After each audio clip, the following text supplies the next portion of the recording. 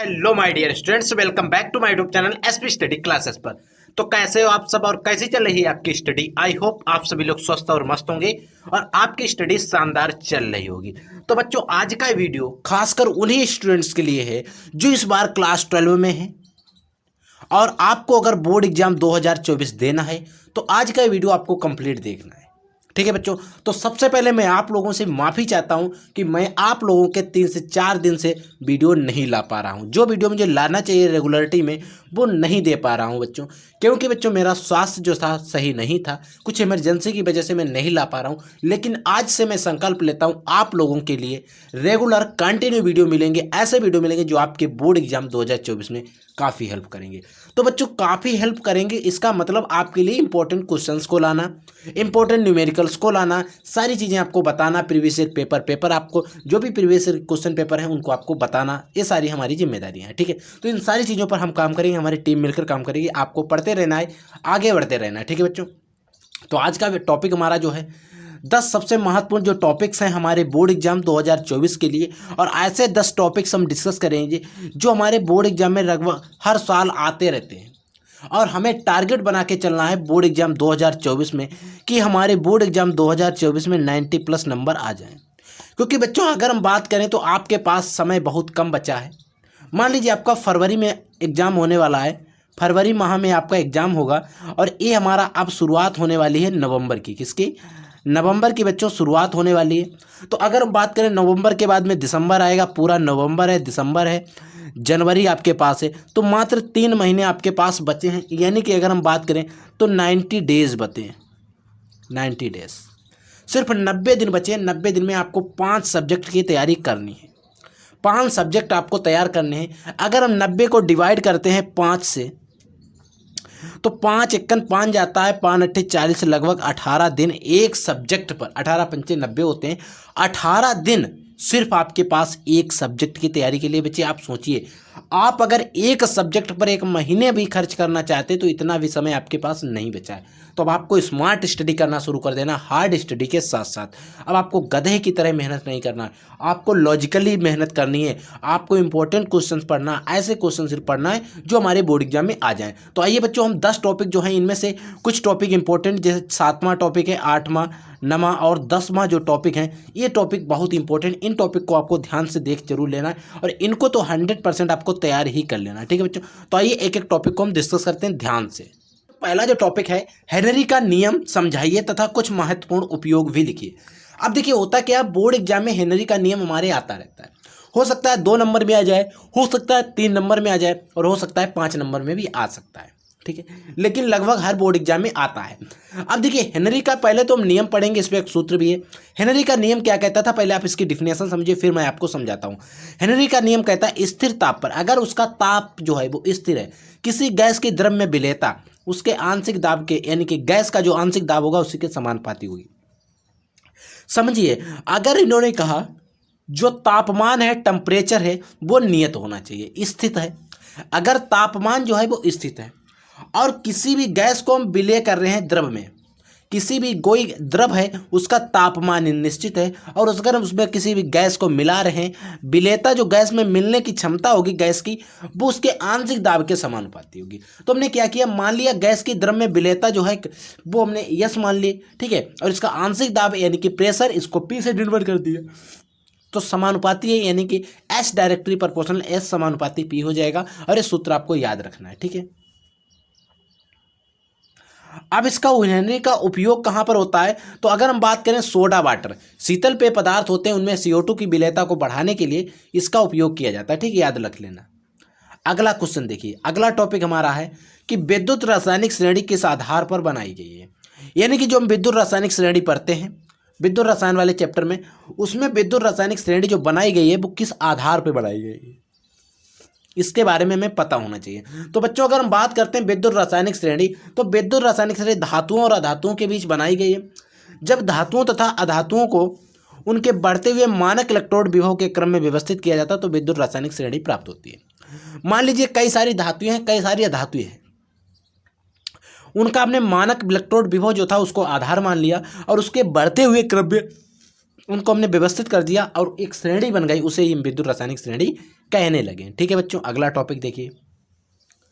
अगला हमारा टॉपिक है कि ओजोन स्तर क्या है, इसका क्या महत्व है, स्पष्ट कीजिए। यानी कि एक ओजोन स्तर है वो क्या है, इसके बारे में बताइए, इसका क्या महत्व है। तो अगर हम बात करें तो वायुमंडल बच्चों, आपने जो आप देखते हैं वायुमंडल, इसी वायुमंडल में एक स्तर पाया जाता है जहां पर ओजोन गैस होती है, उसे ही ओजोन स्तर कहते हैं। वायुमंडल का वह स्तर जिसमें ओजोन की परत पाई जाती है या गैस पाई जाती है, उसे ओजोन स्तर कहते हैं, जिसका सूत्र होता है O3। ओजोन का निर्माण भी आपके क्लास 12 केमिस्ट्री में मैं आपको पढ़ा दूंगा। ओजोन स्तर क्या होता है, सूर्य से जो अल्ट्रावायलेट रेस आती हैं, पराबैंगनी किरणें आती हैं, उनको आने से पृथ्वी तक रोकता है, ताकि आपको, अगर देखिए आपने अभी सुना होगा कि एक होल हो गया था इसमें ओजोन स्तर में, जिससे हुआ क्या कि आप अगर इससे ओजोन परत अगर नहीं होगी तो हमारी अल्ट्रावायलेट यानी कि पराबैंगनी जो किरणें हैं वो ज़्यादा आएगी। जब पराबैंगनी किरणें ज़्यादा आएंगी तो इससे होता क्या है, स्किन कैंसर यानी कि त्वचा का कैंसर होने की चांसेस सबसे ज़्यादा रहते हैं। ठीक है, तो याद रखोगे इसका उपयोग है, महत्व है या उपयोग है, बात एक ही है। अब हमारा चौथा टॉपिक क्या है, ध्यान से समझिए उसको भी। चौथा जो है बच्चों, कहता है कि पेप्टाइड बंध क्या है। अब देखिए पेप्टाइड बंध क्या होते हैं। अब बंध से मतलब आपको एक चीज़ समझ में आ रही होगी, एक दूसरे को बांधना। इस तरीके से अगर दो उंगली हैं, इस तरीके से अगर हम इनको बांधते हैं तो एक बंध बन रहा है ना। तो पेप्टाइड बंध क्या होते हैं, पेप्टाइड का शब्द मतलब प्रोटीन से है। तो वे बंध जो प्रोटीन अणुओं के मध्य में उपस्थित होते हैं या प्रोटीन अणुओं को बांधे रखते हैं, पेप्टाइड बंध कहलाते हैं। मान लीजिए दो चेन है, एक इधर प्रोटीन की चेन है और एक प्रोटीन की चेन है, एक प्रोटीन की, दो प्रोटीन की चेन है। अगर इनको हमें यहाँ पर जोड़ना है तो यहाँ पर एक बंध बनेगा। इस जो बंध बनेगा इसे ही बच्चों हम पेप्टाइड बंध कहेंगे। ठीक है, तो प्रोटीन के अणुओं को आपस में बांध के रखने वाला बंध जो होता है उसे ही हम बच्चों पेप्टाइड बंध कहते हैं। ठीक है, अगला टॉपिक देखिए, क्वथनांक में उन्नयन क्या है। अब एक क्वेश्चन आता है, क्वथनांक में उन्नयन, हिमांक में उन्नयन, क्वथनांक में अवनमन। तो क्वथनांक में जो अवनमन है वो कम पूछा जाता है, लेकिन उन्नयन ज़्यादा पूछा जाता है। पहले आप इसकी डिफिनेशन समझ लीजिए, फिर हम आपको इसको एक्सप्लेन करके समझाते हैं।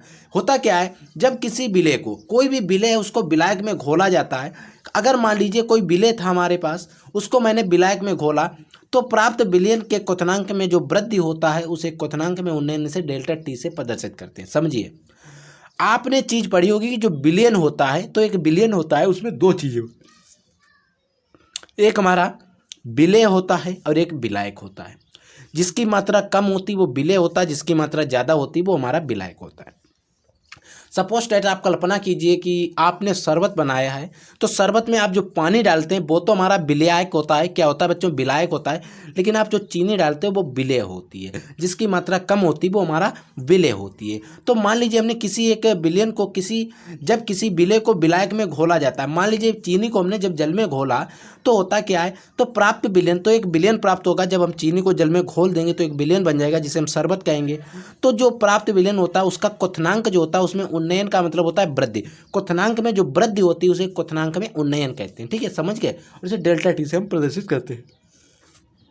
अगला हमारा छठा टॉपिक है बच्चों, परिशुद्ध अल्कोहल क्या होता है। आप ये टॉपिक 1 नंबर में बहुत ज़्यादा बोर्ड एग्जाम में पूछा जाता है। देखिए बच्चों, अगर हम बात करते हैं परिशुद्ध अल्कोहल की, तो एल्कोहल जो होता है वह एल्कोहल जिसमें 80 से 95% एथिल अल्कोहल उपस्थित होता है।